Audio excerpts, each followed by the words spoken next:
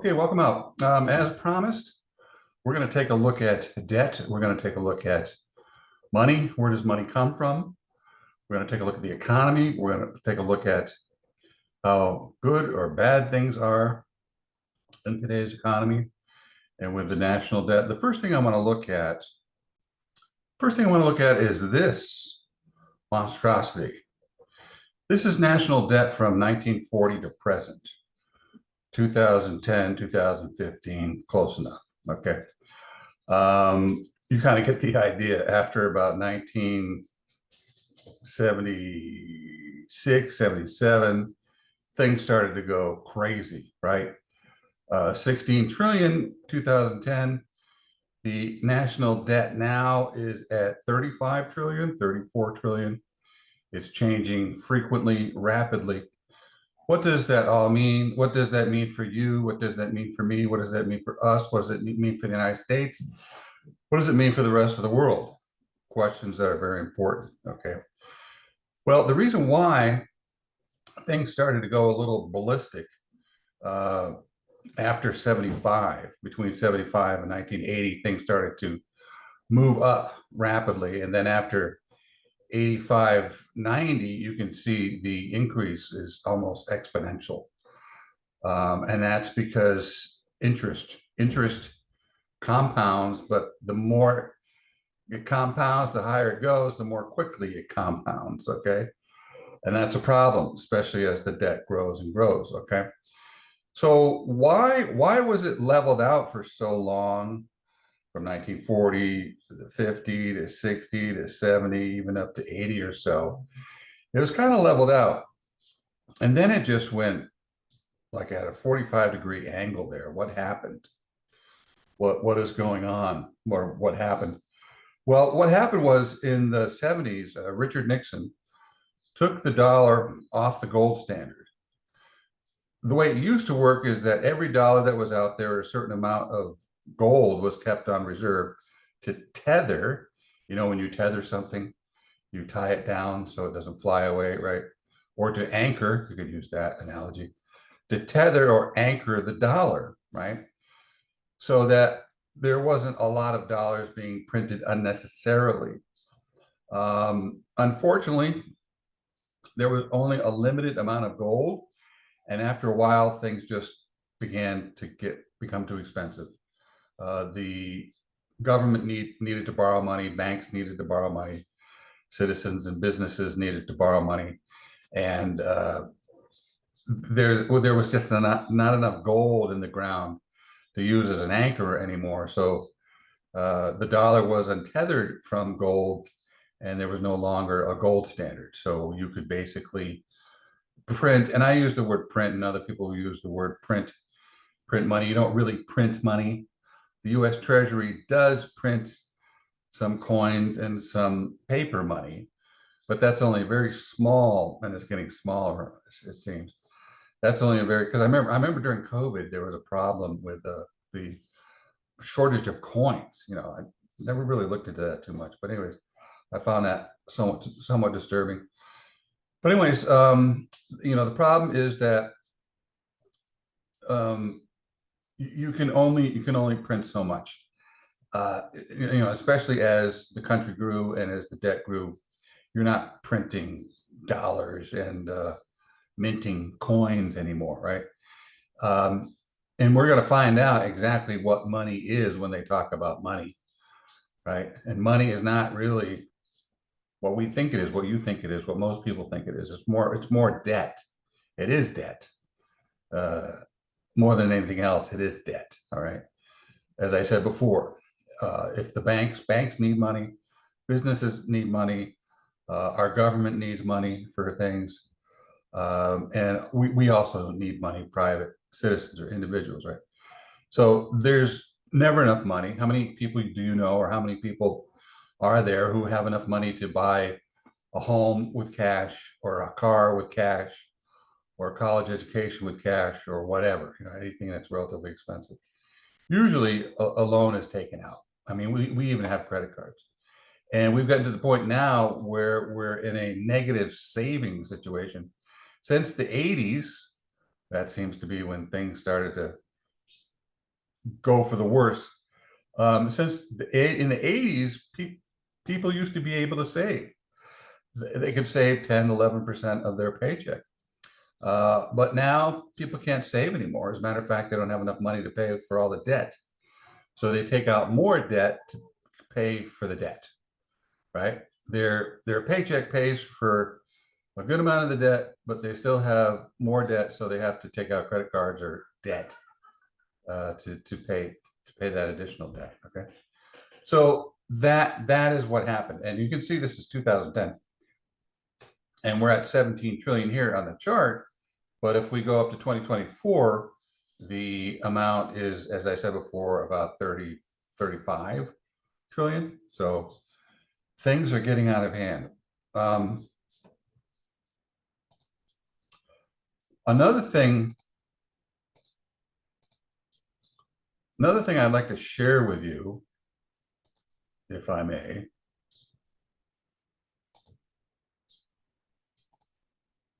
is this article.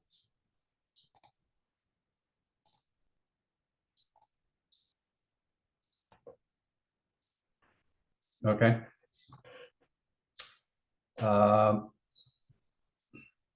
Advertising.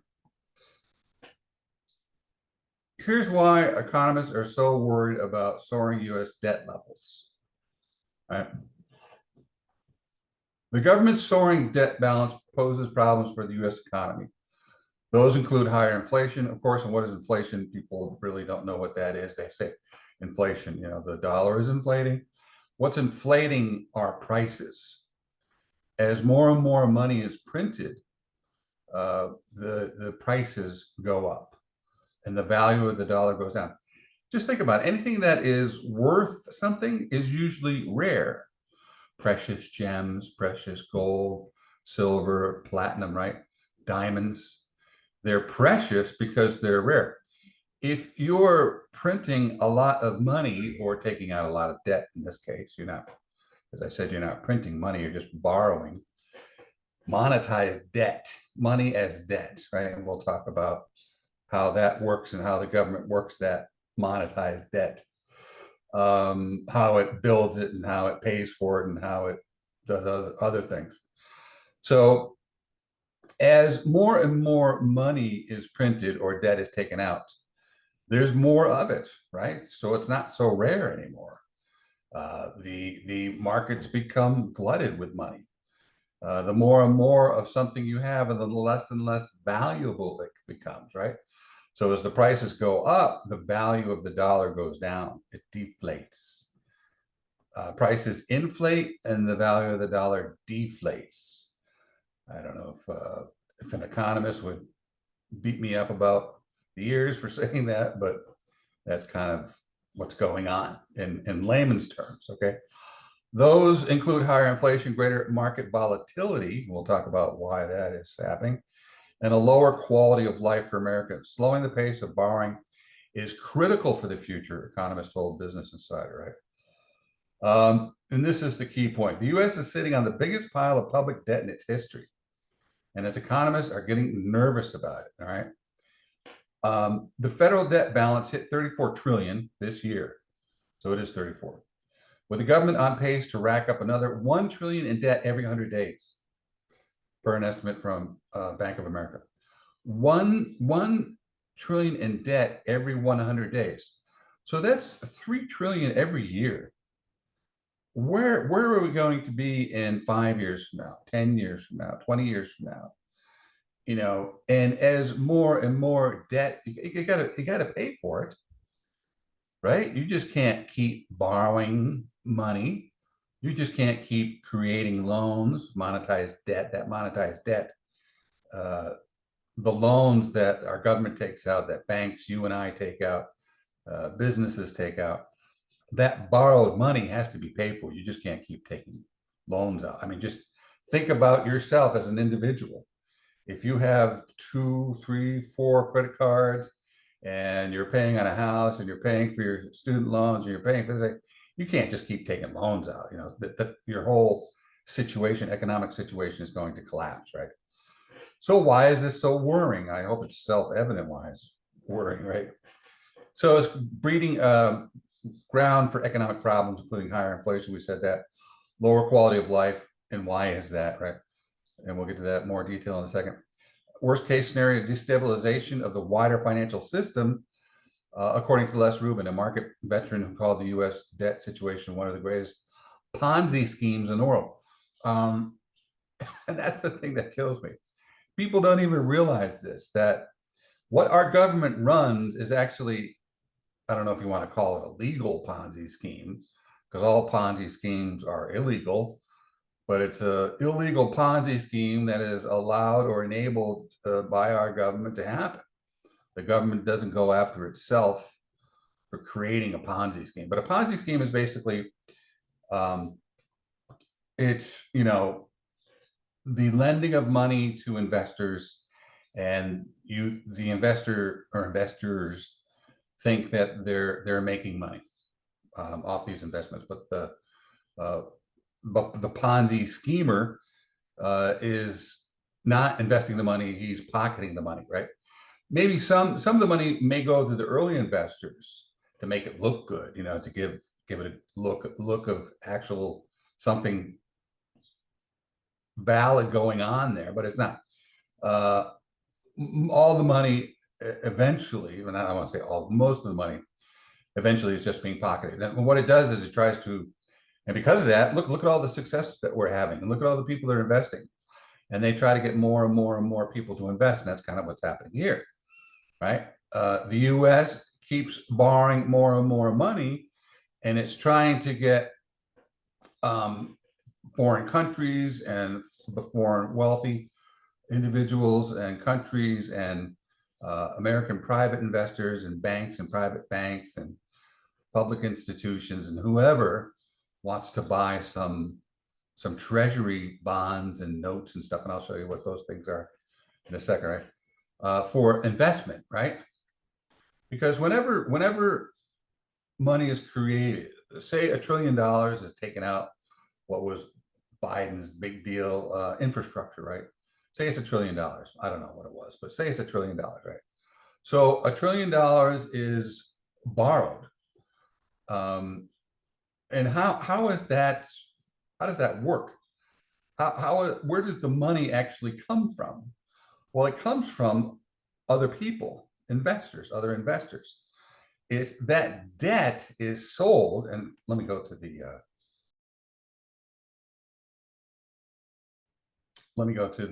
visual aid here.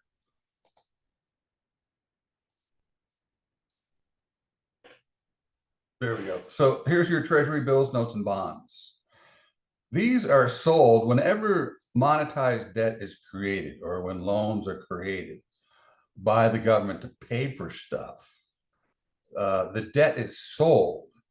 So treasury bills and treasury bonds and treasury notes are sold to investors. Those investors may be, who are the biggest investors? Foreign investors, I think Japan and China, right? I think China has taken out close to $1 trillion.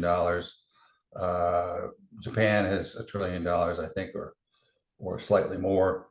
And it's a good investment because the United States is considered a solid investment. The United States is usually pays when the bills are due, right? When the bills, right? When the bills are due, right? So when these mature, means when they come to term, and the basic difference between these three treasury entities or investment vehicles is the length of time, right? Treasury bills are issued for terms of less than a year. Treasury bonds issued of terms of 30 years, and the notes terms of 2, 3, 5, and 10 years, right? So I remember, I think during the war, World War II, my parents told me, and there used to be a lot of advertisement, Uncle Sam, invest in Uncle Sam, buy treasury bonds, right? So in order to fund the war, your government was encouraging you to buy bonds, right? And bonds, because 30 years, right? So we don't have to worry about not only paying back what was invested. Say a bond was is $5,000, right? So you buy a bond, it's $5,000, and then 30 years from now, you get the 5,000 plus interest, right? So that's how money is made. The banks don't have any money. I talked about this before. If you look at the central bank, the federal bank, there's private banks.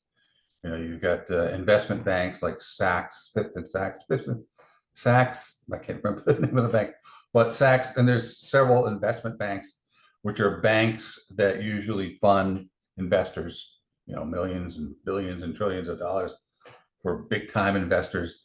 And then there's more commercial banks, Bank of America, US Bank, and so forth, right? Private banks. But you know, in order to pay for stuff, in order to pay for any money that is borrowed by our governments, monetize debt. Just keep thinking that monetize debt, right?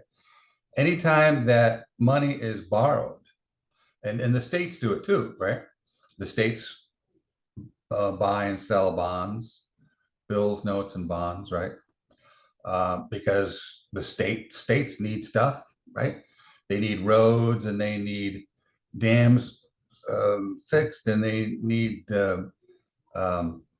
hospitals built and schools and blah blah blah. You know, so there's bonds and notes and bills to pay for those things as well. You know, I work at a lot of colleges, community colleges, four-year colleges, and they're always going to the state to borrow money to fix up buildings or to add buildings or to do whatever, right? So this is where the money really comes from. Money is not printed at the Fed. It's not printed at the U.S. Treasury. It's not it's not paper money and coins, right? This is where the money comes from, right? Nowadays, most money is you know, electronic numbers on a computer. We don't even really deal with printing much at all these days. All right. All right, so let's go back to our article.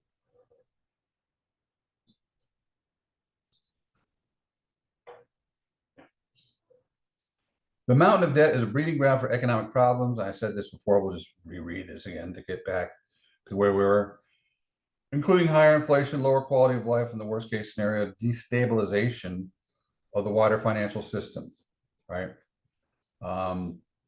It is critical for the U.S. to sell its debt to investors, right? Those bills and bonds and notes and stuff, which range from institutions, individuals, and other countries, which I just talked about, right? But higher debt levels cast doubt on whether the U.S. will be able to make good on its promises to keep paying it back. And the more people hesitate to buy the U.S. debt securities, the more the economy is hurt, right? So if the United States keeps borrowing, you know, trillions and trillions and trillions of dollars, investors are going to go, geez, I don't know if I want to buy those treasuries anymore, those U.S. treasuries anymore, invest in those U.S. treasuries anymore, because these guys are getting pretty extended, you know, the hyper extended. Will they be able to pay off the treasury investment vehicles when they come due? That's the question, right? Now, this is mind-blowing. The U.S. Treasury sold 22 trillion in government bonds last year. And I read that and I'm going, 22 trillion in government bonds last year. What is the national debt?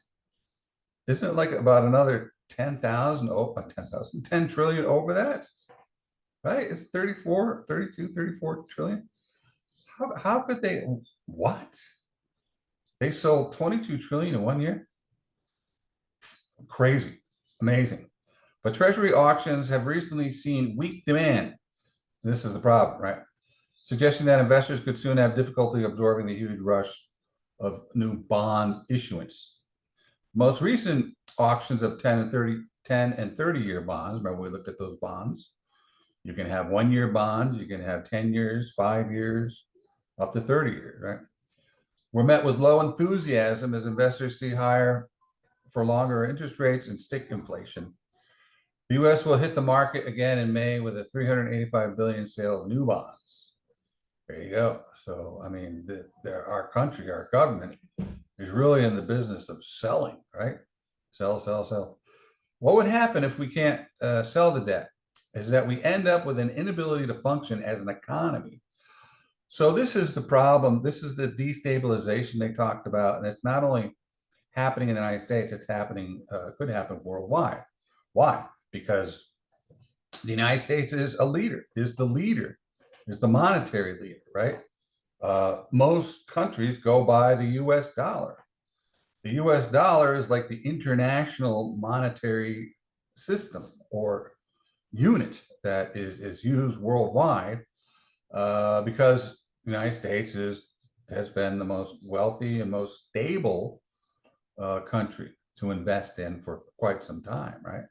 I've talked to many students who say they come to the United States to get an education and also a green card or citizenship because the United States, has a lot of cachet. Look that word up, cachet. The United States has a lot of validity to it, right?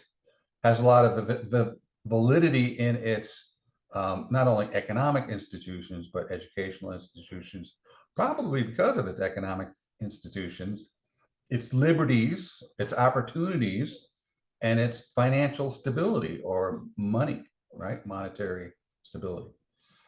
The government survives on debt. If we literally could not sell our debt, we could not pay our bills, right? So this is the problem. And also another problem is taking out too much debt too quickly. That causes, and that's what's happened in recent years, mostly because of COVID and maybe because of the wars and other things going on that the United States had to spend money on or borrow money. But a lot of money, trillions, as you see here, right? 22 trillion bonds last year. That's a phenomenal amount in just 1 year. Okay. So things could become very unstable. Debt itself is inherently inflationary. That's kind of a duh, isn't it? Right? Debt, the more and more money that you take out, the more and more money you create, the less rare it becomes, right? The higher prices inflate and the lower the value of the dollar goes, right? Prices inflate, value of the dollar goes down. Prices go up, value of the dollar goes down. This is very common sense stuff. And I told you that last video, I showed you the common sense economics book. You got to know this stuff. You got to know this stuff. Why? Again, finance is the very water in which we swim, the very air in which we breathe. If you don't understand finance, the basic economic finance, if you don't understand the basics about law, the law of the land, the Constitution, and some other basics, as a living, breathing, viable, conscious American citizen, intellectual entity in the United States of America, there's stuff that you've got to know. It's not like it's boring. I don't care. I don't want to know that. It doesn't matter. The knowledge doesn't care. That knowledge and information is essential, and you have to know it. And you can disengage and you can ignore it, but you'll suffer accordingly. So you need to know this stuff. And again, it's not rocket science. And I'm not saying you have to spend hours and hours a day for the rest of your life studying up on this stuff. But spend a few hours here each week, and also brushing up on what's going on, and maybe adding a few other arrows of knowledge to your quiver. A quiver is that little container thing which you put your arrows into, right? Or tools into your toolbox, whatever metaphor you want to use. Anyways, that's because debt provides a measure of stimulus to the economy. It does do that. Remember, Biden was talking about stimulus checks.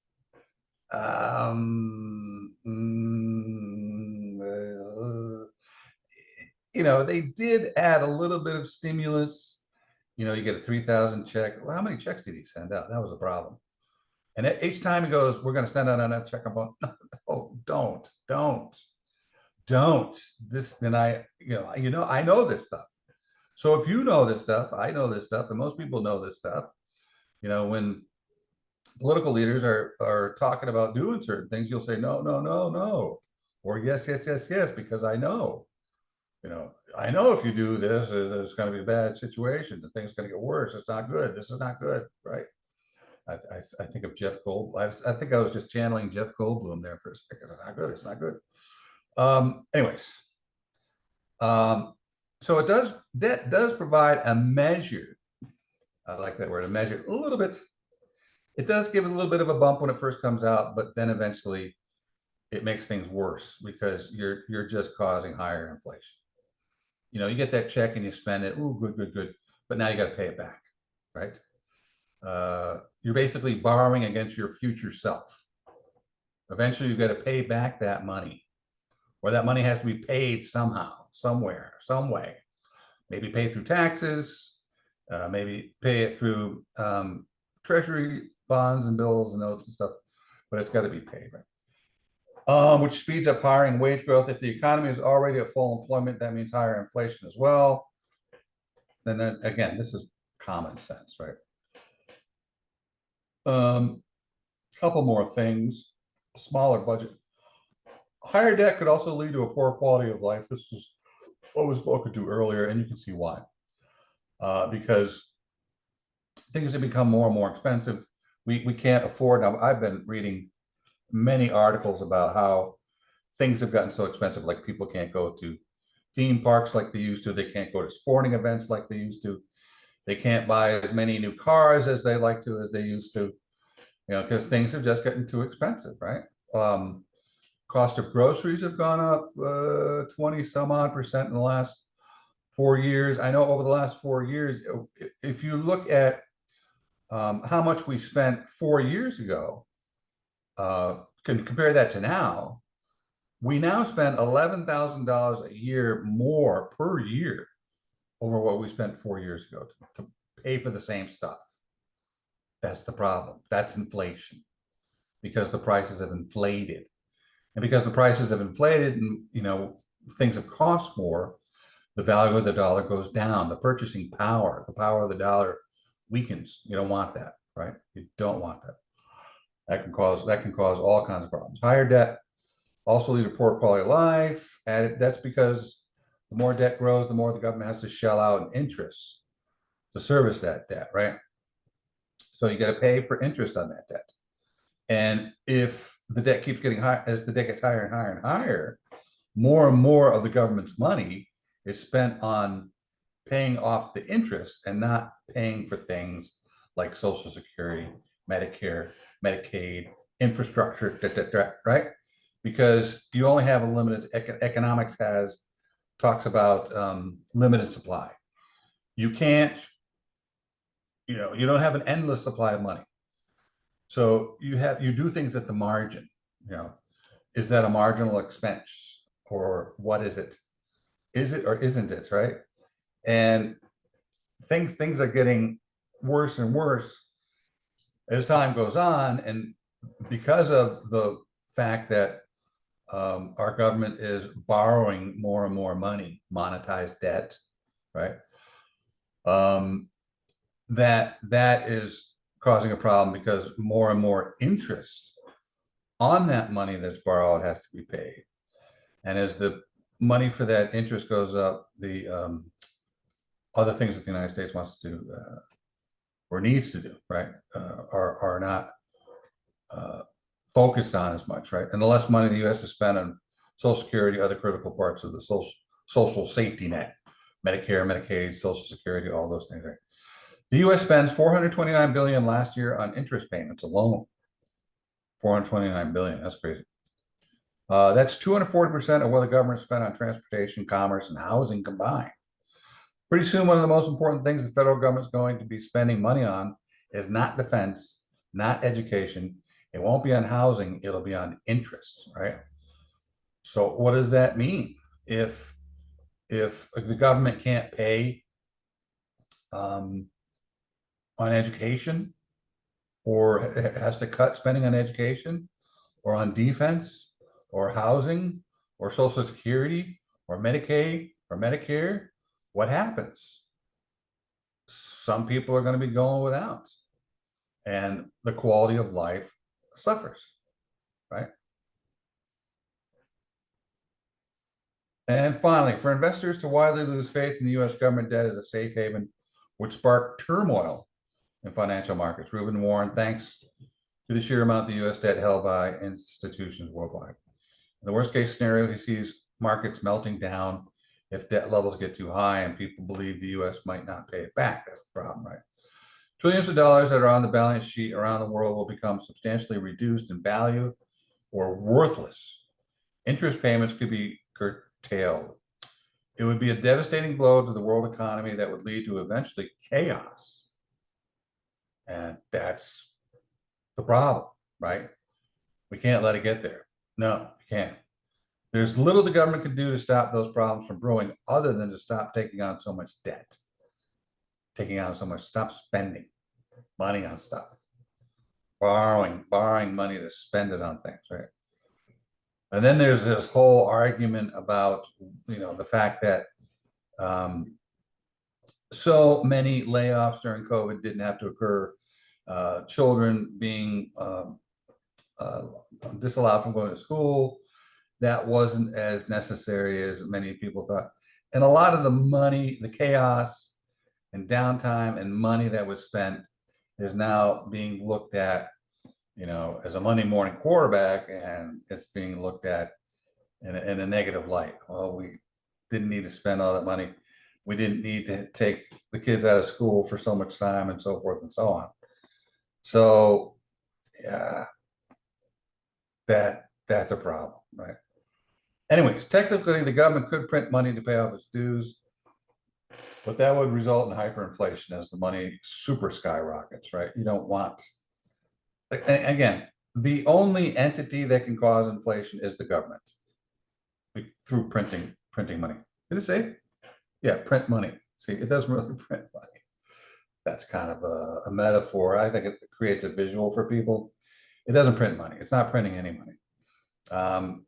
It's just borrowing money. It's creating monetized debt. It's borrowing money. It's taking out loans to pay for stuff, basically. Right? It's not going to the Treasury, U.S. Treasury. Here, print some paper money and some coins. It's not doing that. And again, most money nowadays, transactions are done through a computer, right? The internet. It's all electronic these days, right? Robust economic growth can make debt more substantial, but the debt is growing way faster than the economy. The national debt balance rose 86% over the last decade, while GDP grew by 63%, right? So gross domestic product is the money made or revenue, money coming into the country. So 63% compares to 86%, right?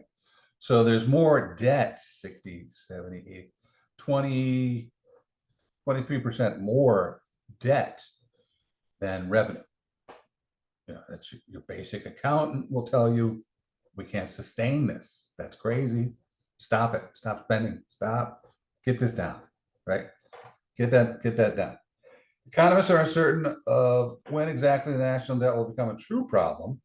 If the pace of borrowing doesn't slow, Rubin anticipates a crisis of some sort materializing in the next decade. It starts slowly and then it accelerates rapidly. Right now, I don't think anything is imminent.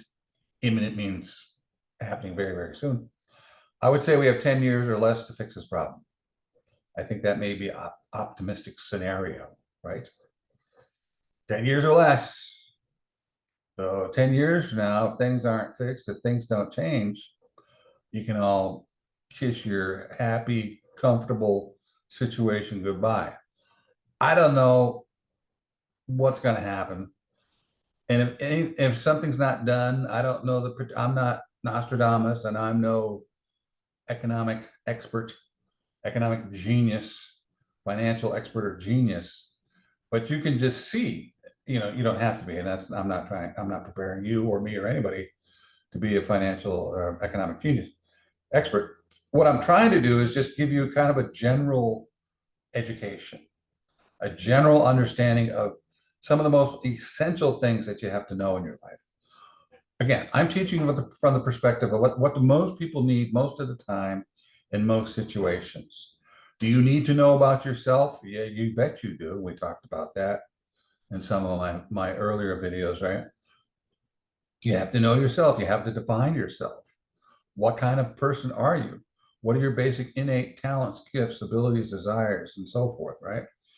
And then build a career or train yourself to learn and acquire knowledge, skills, and attitudes that will support and back those strengths that you have, not weaknesses, not disinterest, but interests, right? You want to find out how you can acquire knowledge, skills, and attitudes that will support your strengths, right? So that's one thing that pretty much everybody needs, right?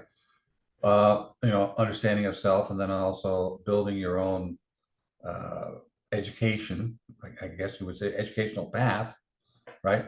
Really becoming a guru of you, understanding you well enough so you can do this and also train and monitor yourself along the way. Because who knows you better than you? Who spends more time with you than you? That's a dumb question, but it's pretty obvious, but it does make sense when you think about it, right? You'll also need to know some basic financial stuff, some basic economic stuff, right? And I'm going to, give you some more of this as we move forward. Probably another video or two on some economic related information. And you have to understand some of the basic laws of the land. If you're walking around, if you're a living and breathing human being, laws are all around you. The economy and money is all around you, right? So these are the very waters in which we swim, the very air or airs. Can I go, Pearl? The very airs which we breathe. All right. So, anyways, that's good enough for now. We'll see you next time. Until then, take care.